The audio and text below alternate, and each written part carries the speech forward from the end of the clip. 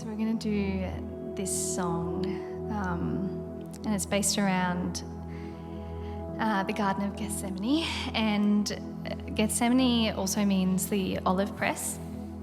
And when I was kind of reading over this passage and researching it a little bit, found that an actual olive press has like 3 stages and 3 pressings.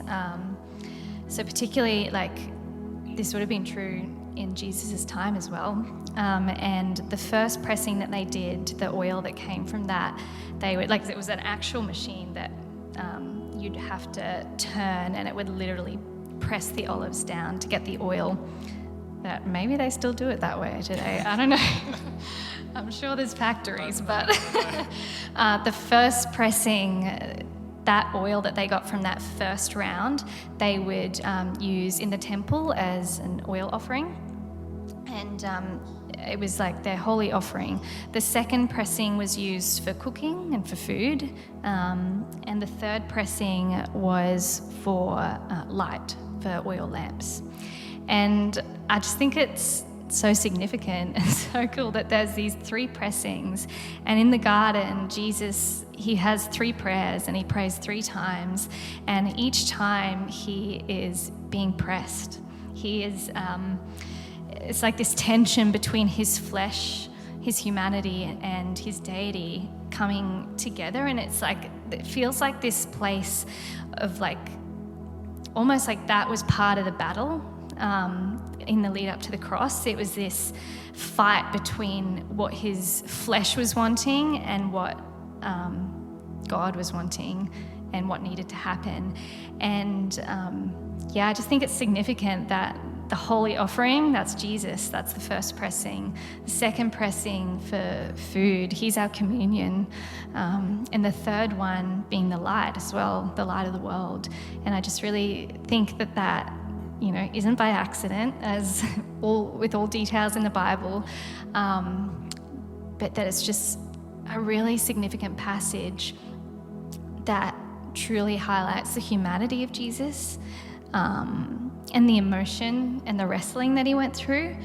And Alex is going to read out the passage. And something else that we really wanted to try and convey in the song and be faithful to the passage with was the disciples in the passage as well, because the story would kind of read pretty normal even if they weren't there. Like, Jesus was in the garden and he was suffering under the weight of what was about to come for him and asking the Father to take the cup from him. The story would still be kind of the same from that perspective, even if the disciples weren't there.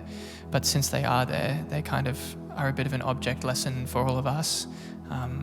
We try to put ourselves in their shoes when we wrote this song, and it's the conflict between the deity and the humanity, like Annie was just talking about. And the disciples are the flesh who just keep falling asleep, while Jesus is the one who perseveres in prayer in the garden.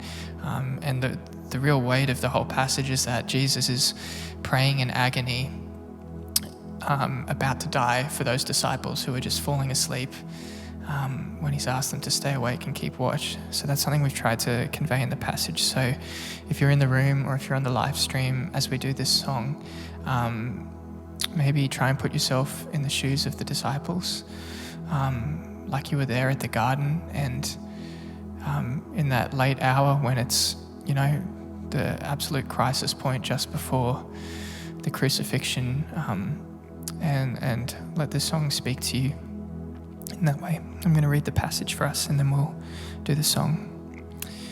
So this is from Matthew 26, starting at verse 36. Then Jesus went with his disciples to a place called Gethsemane, and he said to them, "Sit here while I go over there and pray." He took Peter and the 2 sons of Zebedee along with him, and he began to be sorrowful and troubled. And he said to them, "My soul is overwhelmed with sorrow to the point of death. Stay here and keep watch with me." Going a little further, he fell with his face to the ground and prayed, "My Father, if it is possible, may this cup be taken from me. Yet not as I will, but as you will." Then he returned to his disciples and found them sleeping. "Couldn't you men keep watch with me for 1 hour?" he asked Peter. "Watch and pray so that you will not fall into temptation. The spirit is willing, but the flesh is weak." He went away a second time and prayed, "My Father, if it is not possible for this cup to be taken away unless I drink it, may your will be done." When he came back, he again found them sleeping, because their eyes were heavy. So he left them and went away once more and prayed the third time, saying the same thing. Then he returned to the disciples and said to them, "Are you still sleeping and resting? Look, the hour has come, and the Son of Man is delivered into the hands of sinners. Rise, let us go. Here comes my betrayer."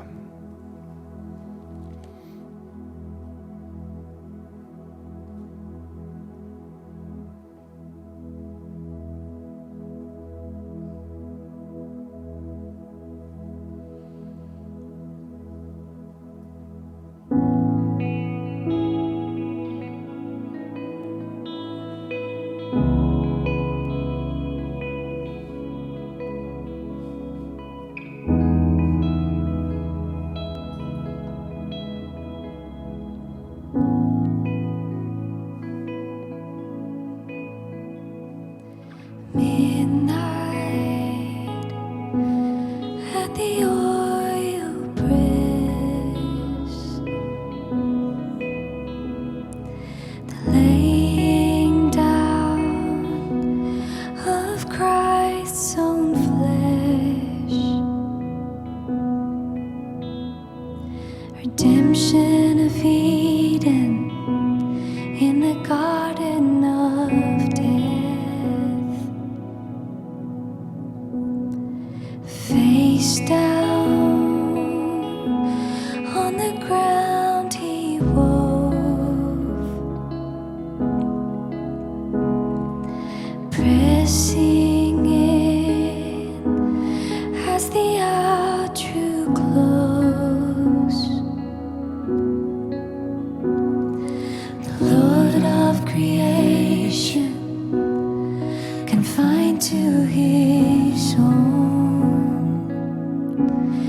your will be done.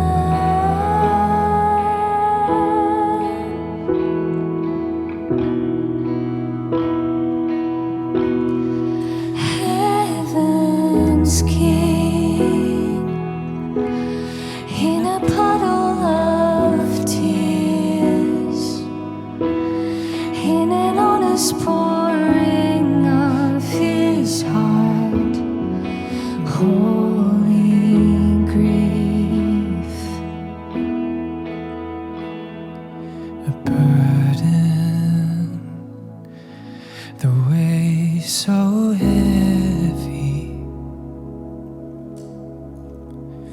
a cup, the taste so sour,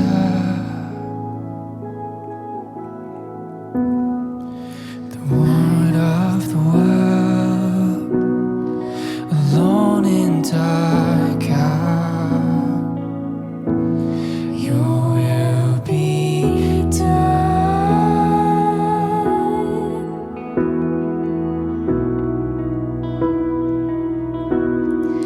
Heaven's King,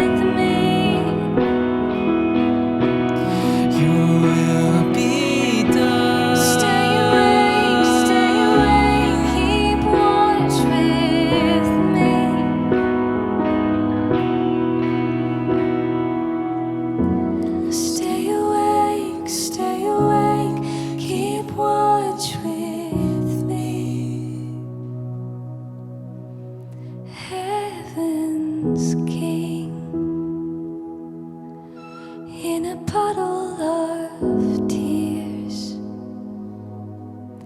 in an honest pouring of his heart, holy grief, in agony, as I'm falling asleep.